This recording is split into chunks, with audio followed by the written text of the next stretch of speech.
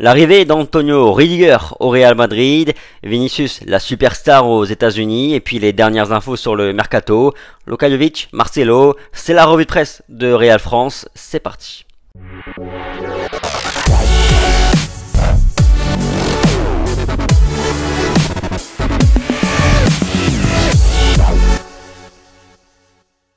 Campeones, titre le quotidien Marca aujourd'hui parce que oui, le Real Madrid, section basket, l'a fait. Ils ont battu le FC Barcelone hier soir à Madrid, validant ainsi un nouveau titre de la Liga Endesa, le championnat espagnol.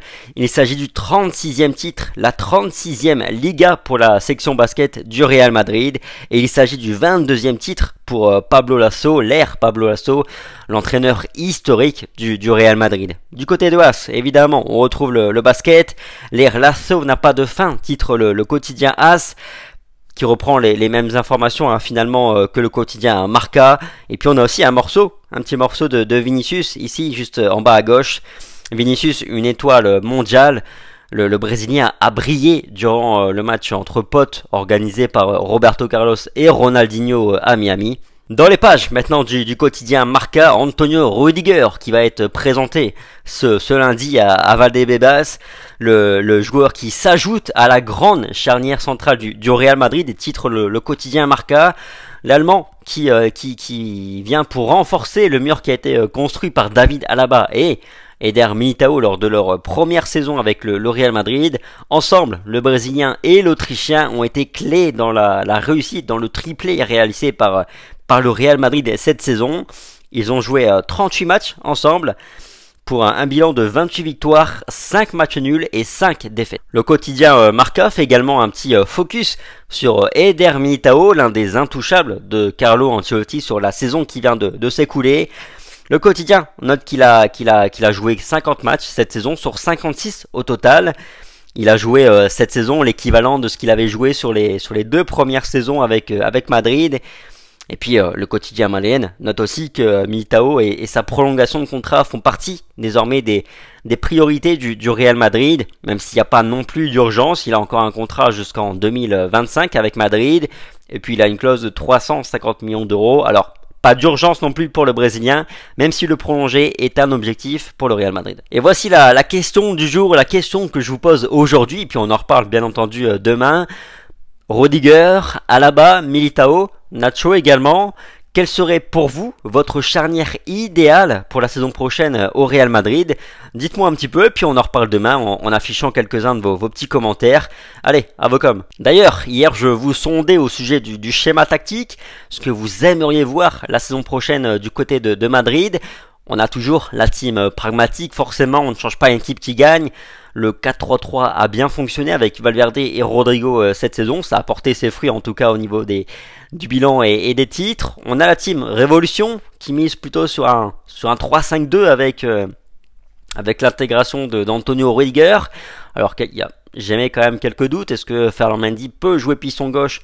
Je l'imagine assez mal dans ce rôle, mais avec un David Alaba qui coule sur le côté gauche, pourquoi pas, à voir. Et puis surtout, je vois que je ne suis pas le seul à croire et à espérer un retour de Eden Hazard en très bonne forme cette saison, ce qui pourrait permettre au Real d'évoluer pourquoi pas dans un 4-3-1-2 comme on l'a vu avec Isco il y a quelques saisons sous Zinedine Zidane. Le train de la hype en tout cas est relancé avec le Belge. Espérons que ce petit Belge nous régale enfin du côté de Madrid. Eden, fais-nous rêver. Allez, on retourne maintenant à nos journaux avec Vinicius, la superstar du côté de AS. Le quotidien madrilène qui nous dit que le Brésilien a pris encore une nouvelle dimension médiatique après sa superbe saison avec Madrid.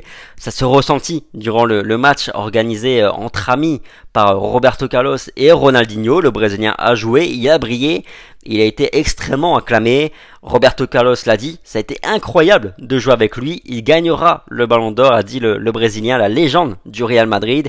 À noter que Eder Militao et Mariano Diaz ont également pris part à cette rencontre. En parlant des États-Unis, le 23 juillet prochain aura lieu un Classico à Las Vegas.